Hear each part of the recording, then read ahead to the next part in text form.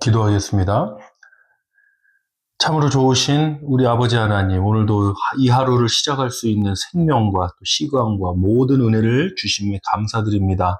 하나님의 인도하심과 역사심 가운데 또 하나님의 뜻이 무엇인지 구하고 또 분별하여 또 믿음의 선한 싸움을 승리하는 우리 엎드린 교회 공동체 모두가 되게 하여 주옵소서. 예수 그리스도의 이름으로 기도합나이다. 아멘. 하나님 말씀 시편 119편 71절로 72절입니다.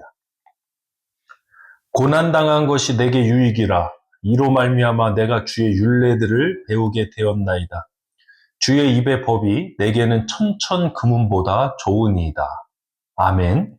시편 119편 71절로 72절을 본문으로 저항 자체가 나쁜 것은 아닙니다. 저항 자체가 나쁜 것은 아닙니다. 라는 제목으로 말씀 전하겠습니다. 여러분, 저항이라는 단어를 들으시면 일단 어떤 느낌이 드십니까? 좀 뭔가 약간은 부정적인 느낌이 많이 드는 것 같아요. 근데 생각해보면 저항 자체가 꼭 나쁜 것만은 아니라는 것을 우리가 알 수 있습니다. 이 근현대 한국의 역사만 보더라도 일제치하 제국주의에 대한 저항으로 독립운동이 있었고요.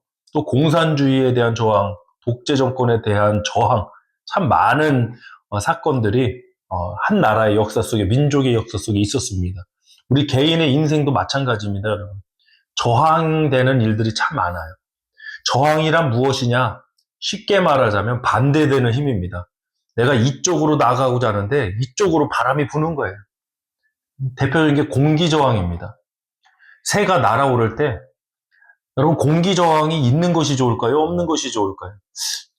그냥 쉽게 생각하면 공기저항이 없어야 더 잘 날 것 같은데 아니랍니다. 오히려 공기저항이 없으면 새는 날지를 못한답니다.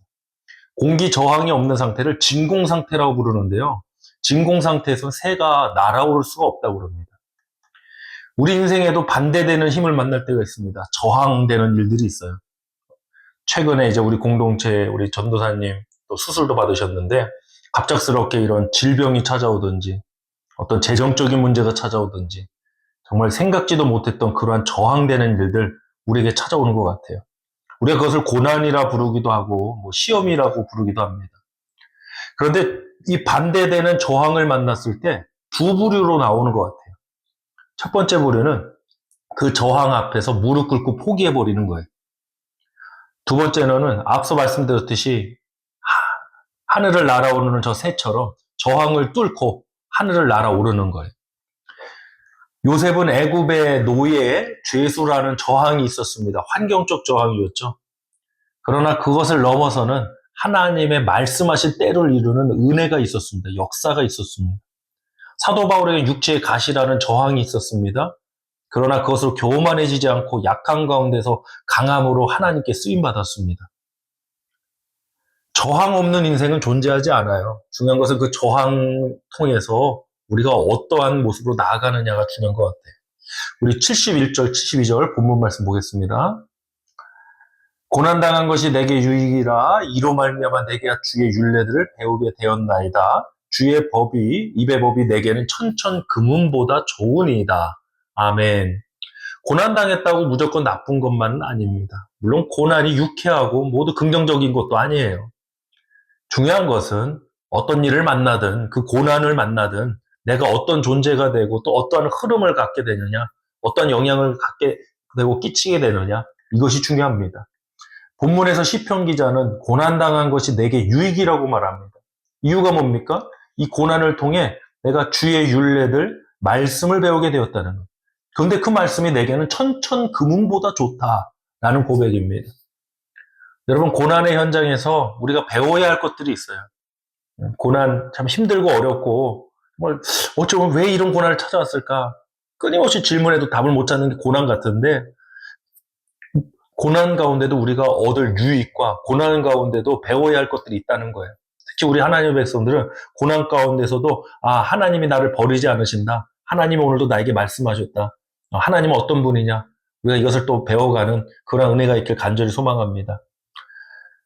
가나안 땅을 정탐한 10명의 정탐꾼, 여호수아 갈렙을 제외한 10명의 정탐꾼, 가나안 땅을 보고도 부정적인 보고합니다.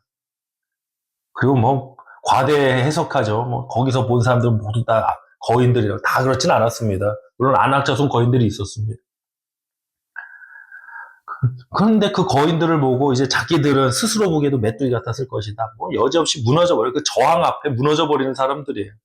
여호수아 갈렙은 날렸죠. 저들은 우리의 밥이다, 먹이다. 하나님은 우리를 기뻐하시면 저 땅으로 드릴 것이다. 저들의 보호자는 떠났다. 우리에겐 하나님이 계시다. 이 저항을 통해서 우리가 어떤 사람인지 드러나는 거예요. 10명의 정탐꾼인지 아니면 여호수아 갈렙 같은 사람인지. 여러분 지금 인생에 어떤 저항을 맞닥뜨리고 계십니까?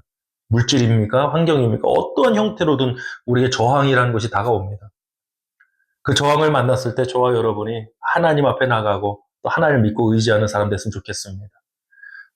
정탐꾼 얘기했으니까요. 정탐꾼도 생각해보면 정말 정탐꾼도 말들을 다 인정해 줍시다.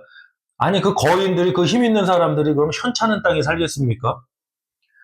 그러면 좀 생각을 해볼 수 있잖아요. 야, 하나님이 말씀하신 땅에 안악자손 거인들이 사는데 생각해봐라. 저 힘있고 저 큰 사람들이 현찮은 땅에 살겠냐? 저 땅이 그렇게 좋은 땅이다. 정말 하나님 말씀하신 좋은 땅이다. 이렇게 생각의 전환을 가지고 하나님의 말씀에 대한 믿음을 가지고 나가야 되는데 그렇게 생각 안 해요. 그냥 부정적인 거예요. 저항 앞에 부딪혀서 바로 추락해버리는 거예요. 오늘 이 하루 저와 여러분 삶에 어떤 저항이 찾아올지 모르겠습니다. 그러나 어떤 저항을 맞닥뜨리든 여러분 그것을 잘 해석하고 또 하나님 은혜 가운데 잘 감당하고 나아가는 저와 여러분 되시길 주님의 이름으로 축복합니다. 함께 기도하겠습니다.